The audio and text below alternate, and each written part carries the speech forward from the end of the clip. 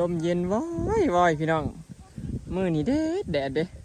แต่ว่าดีที่มีลมเนาะลมแห้งแห้งเลยร้อนแต่ว่าอากาศเย็นพี่น้องลมถ้าลมแบบนี้ก็เหมาะกับการเกี่ยวข้าวเนาะสบายดีเด้อพี่น้องสบายดีเปิดสุขหูสุขคนเนาะสบายดียามสายๆพี่น้องตอนนี้เขาลงมาฮอดนี่แล้วเนาะฮอดอันหน้าน้องบัวหรือว่าข้างหลังก็เป็นหน้าน้องน้ำสางแล้วบ่ได้พี่น้องพูนเท่าเกี่ยวมาแต่ผมลงมาเนาะฮอดพี่ต้องขอน้องเมยพี่ทั้งตัดทั้งเกี่ยวพี่น้องแป๊บเดียวเนาะเดี๋ยวก็แล้วคาบเที่ยงหนาสีแล้วเนาะมื้อแรกหนาสิได้ไปต่ออยู่กกกระเดาเนาะมื้อแรกหนาสิได้ไปต่ออยู่นู่นบ่รู้จักเนาะเดี๋ยวนี้ก็ใครมื้อนี้ได้หลายคนพี่น้องมาซอยเนาะเบิ่งในหน้านะ2 4 6 7 8 9 10คนพี่น้องคนเกี่ยวรวมทั้งคนตัดกับพอดีเป็น12คนเนาะหลายหน้าพี่น้องญาติพี่น้องมาซอยน้ำเนาะมาเบิ่งว่ามีผู้ใดแน่พี่น้องอ่ะ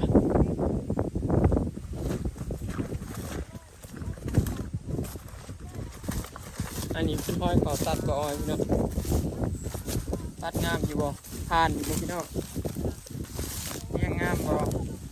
แต่ว่าเขาอันนี้มันอยากตัดยากพี่น้องใบบ่อยากเขาตัดบ่อยาก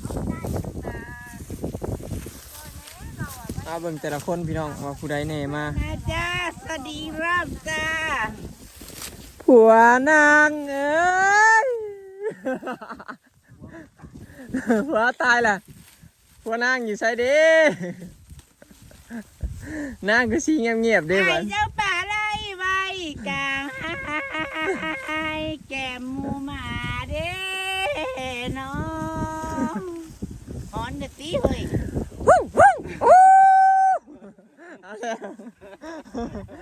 แล้วยีนี่ก็บอกกันฮ้อนป่ะนี่ยังฮ้อนไปอยากคือไปได้ก็บอกเจซี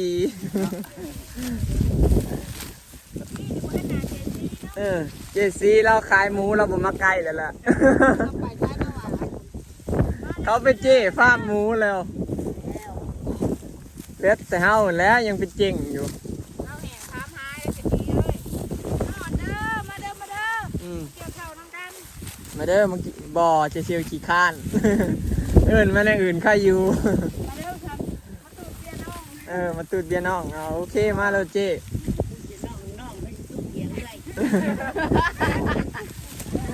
เมื่อนี้เมทัลลี่กับมาซอยพี่น้องนี่ปลาลูกปลาผัวปลางัวมาเด้อมือนี้โอ้ยบริปลาได้นานๆผูกไว้นะผูกเกเรไว้บ่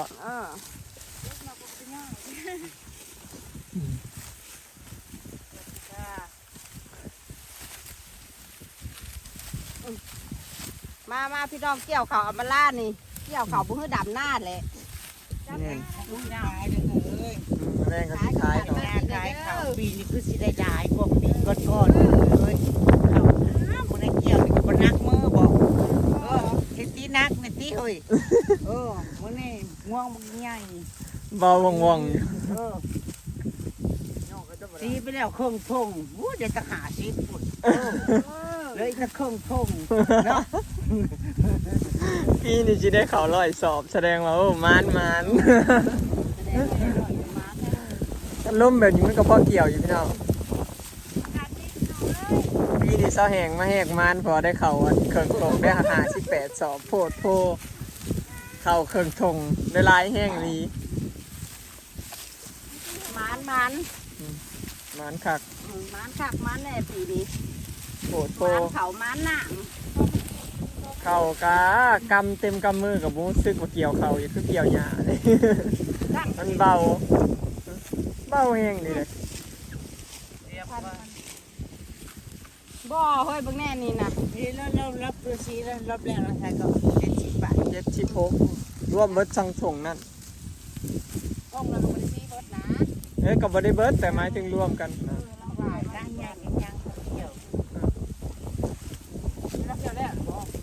แล้วเหรอเลือดแต่หน้าให้เหรอ ซี่ว่าเจ้าคือบ่ค่อยเว้าเป็นจังไดจิตใจเขาจะเว้าข่อยเพิ่นเจ้าก็เว้าดังๆนี่ติเจซีพี่น้องเจซีเบิ่งคลิปอยู่บ่มันเบิ่งคลิปแล้วมาหาสาแห่งแน่แล้วว่าขี้ทอดเจ้าแต่เจ้าน่ะเราบ่ค่อยขี้ทอดปานใดขี้ทอดผัวเจ้าหลายกว่าเบิ่งทรงมาเด้อไอ้นิวเอ้ยผู้สาวจะมาแล้วแต่ว่ารอบนี้เรามากับผัวเราได้ผัวเผลอเจอกันอันนั้นกับเมียเผลอเจอกัน ช่วงนี้นะพัวเขาบ่เพ้อเด้อ โอ้ยเบาเต้าเผลอเมื่อคืนนี่ก็ป้าเมียอยู่ บ้านนอนยัง กินเบียร์จะนอนไปยังลมลมเย็นสบายพี่น้องแล้วผูกกับเราสร้างพี่น้องพอต่อสร้างไม่น้องเมยแต่ก็น้องเมยญี่ปุ่นพอดีคลิป2หนาหน้า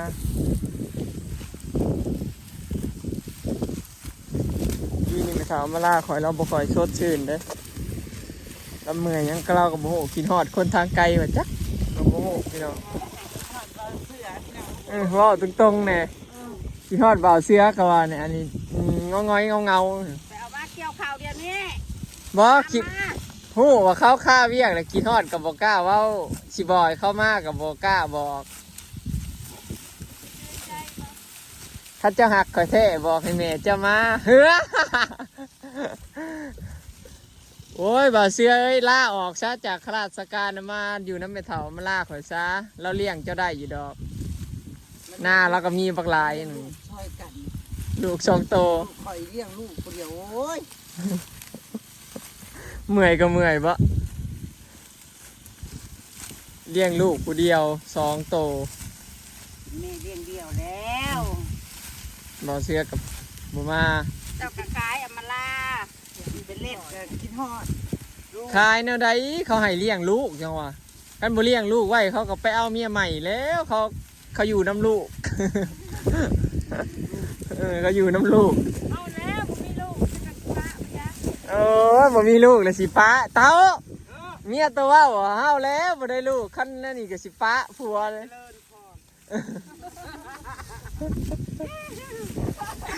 หมอเต่าเป็นนะได้อยู่น้ำกันจักปีเลยเนี่ยบ่ได้ลูกได้เต่า ยักษ์ ผัวเป็นมันหรือเมียเป็นมันบ่แห้งเมียหรือผัวเป็นมันน่ะ พัวคนนั้นนะ โอ้ยทีนว่าแล้วผัวบ่นอนนำ โบราณเกียรติ ผัวบ่นอนนำเฉพาะเด้อ10 ปีล่ำ20 ปีล่ำก็บ่ได้ลูกดอกเบิ่งในลูกเฮาหล่นใหญ่เลยพี่หน้าน่ะเอาลูกซะสิได้มีคนเกี่ยวข้าวซอย ตั้งบ่ได้ตั้งบ่ได้กินยามันก็บ่ได้ กินยาอะไรลูกไม่ใช่นอนนะ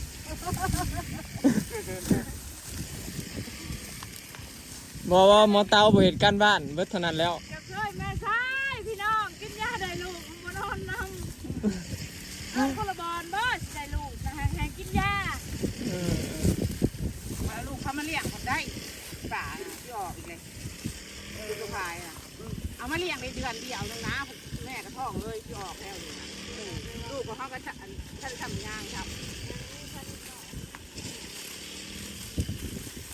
มันหักกันหลายคน บ่ หลายคนเลยไหน ยากได้เพื่อสิได้ลูก เอา นี่ แล้ว ก็ เลี้ยงลูกบ่ได้เอาลูกเขามาเลี้ยงกันได้ลูกเลี้ยงได้เบิด เบิ่งก็เนาะเราเอามาเลี้ยงเนาะ บ่เฮาเฮ็ดแก้เคล็ดเวลาเฮามีเงินมีนั่นมีนี่น่ะเฮาพร้อมนะเขาน่ะบ่มาเกิดนำเฮาดอกพี่น้องได้ยิน FC เพิ่นเว้าตอนที่สลอยยังบ่ทันท้องนะตอนบ่ทันได้ลูกเฮาก็เตรียมนั่นเตรียมนี่เตรียมพร้อมเด้พี่น้องแบบว่าหมายถึงแบบเตรียมเงินเตรียมนั่นเตรียมนี่ว่าสิเอาลูกหั้นนะกับสลอยพอเตรียมเงินปุ๊บบ่ได้ลูกจักเทื่อประมาณปะมาประมาณ10 เดือนบ่ยังบ่ได้แล้วเลยก็เลยบาทนี่ก็คุ้นหมูใส่เงินเบิดบ่เหลือเงินจักบาทแบบว่า FC เพิ่นบอกให้แก้เคล็ดคันเฮาเตรียมพร้อมมีเงินมีหยังทุกอย่างนั่นลูกสิบ่มาเกิดนํเขาอ่ะมาแล้วเฮาก็ลงทุนเห็นนั่นเห็นนี่บ่มีเงินบ่สลอยทองอ้าวแม่นความ FC เว้าอีหลี เพราะว่าอีหยังก็เขาว่าเด็กน้อยน่ะเขาสิบ่มีบุญเกี่ยวกับแบบว่าคันคนมีเงินมีทองน่ะเขาสิพลอยบ่ได้มีบุญมาเกิดนำอยู่สินะพี่น้องเขาหมายคือแบบเพราะว่าเห็นบอกส่วนร้ายคนรวยๆน่ะบ่ค่อยได้ลูกเนาะเป็นย้อนว่าเด็กเขาบ่มีบุญพอเกิดมาก็มีกรรมจังซี่นะพี่น้องเนาะยากเจ้าแห่งเจ้าก็ไปแก้เคล็ดโลดเงินเจ้าฝากธนาคารก็ไปใส่ให้เบิดให้เป็นหนี้ลูกมาเกิดน้ำโลดบาด ไม่อยู่ที่พระเกียรติ แต่เสาแห่งนี่เคสของเสาแห่งนี่นาสิพัวบ่ทำการบ้านเห็นจมมาตอนน้ำหน้ากับจมมาตอนเกี่ยวเข่ากับจมน้อยแม่ในรีบ่เฮ้ยเต่าโตบ่เห็นการบ้านในรีบ่ เป็นไรอยากกินยาได้ลูกอ่ะ ยังกินยาได้ลูก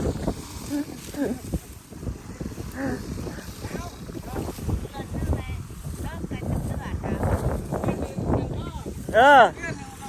ปีหนึ่งเชื่อกันจะกี่เรา ปีหนึ่งปีหนึ่งปีหนึ่งจังเอาเธอหนึ่ง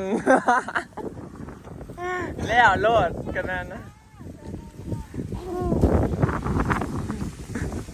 หมดโอ้ปีหนึ่งเดือนหนึ่งเฉพาะแห่งมากจะได้กับจ้าผัวใหม่เลยเราเอาชีวะสู่ฟังตอนละมาดำหน้าแล้วก็บอกว่าสิเอาผัวใหม่ผัวกับเหตุกันบ้าน โอ้ยให้เราเอาเถอะ แล้วก็มาปีแล้วนี่โตบ่มาแล้วหมอก็เว้าอยากได้ผัวใหม่โตนี่บ่ได้เด้อถ้าแม่นโตเหตุการณ์บ้านนี่เมียโตแห่งแน่นอนอยู่ซื่อๆคุณ ให้มันเอาแหน่หน่อย มาเบิ่งทีมนี่พี่น้อง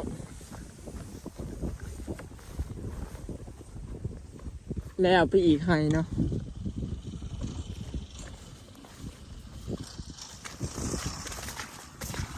เกี่ยวข้าวอย่างน้ำเต้นนี่สบายดีไหมทับบุญเป็นอะไรเมื่อยอยู่บ่เมื่อยไหมเกี่ยวข้าวอย่างน้ำเมื่อยบ่เบิ่งในพูนเต็มตีนเราระวังเหยียบต่อเพื่องล่มปังงางเด้อ หัวอย่างเดียวหรออันนี้ไฮนี้มันตัดบ่ได้พี่น้องมันมีน้ำนะเขาก็เลยตัดได้แต่ทางขางคันก็เลยแบบคนเกี่ยวทางกลางนี่ทางนี้ก็ใกล้ชิแล้วอันนี้ทีมเสือเหลือง เป็นพี่น้องเขาย่ำเกี่ยวน้ำที่คนข้างหน้าอย่าพูดอยู่ โคตรเลยนะเนาะ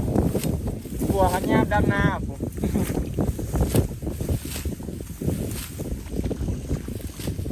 เด้งน้ำแก่นอนน้องใหม่ที่รูปมันก็มาล้มเจ๊มันยังอ่านจังเลย แม่นมื่อนี้พอเราสร้างมาซอยพี่น้อง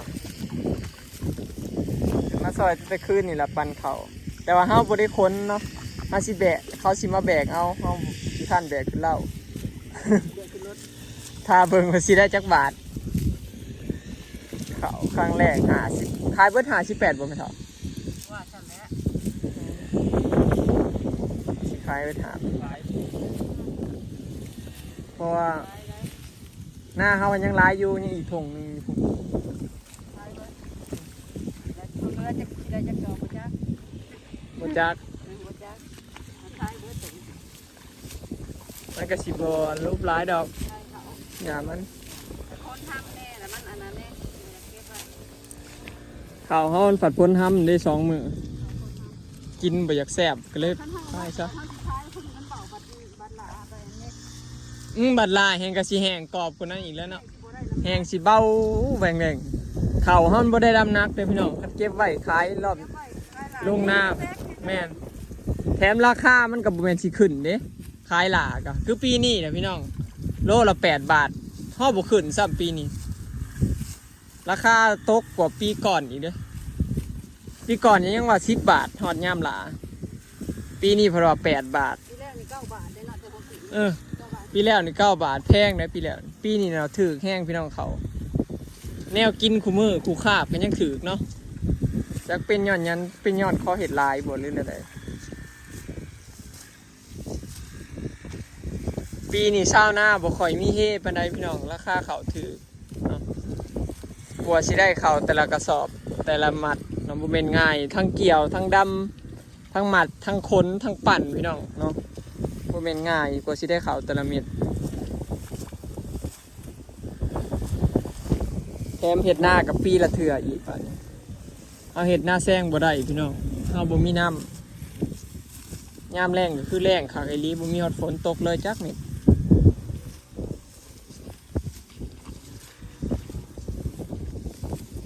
สรุปบ้านเฮาก็เฮ็ดได้แต่หน้าปีนี่แหละพี่น้องเฮ็ดหน้าแซงบ่ได้เนาะ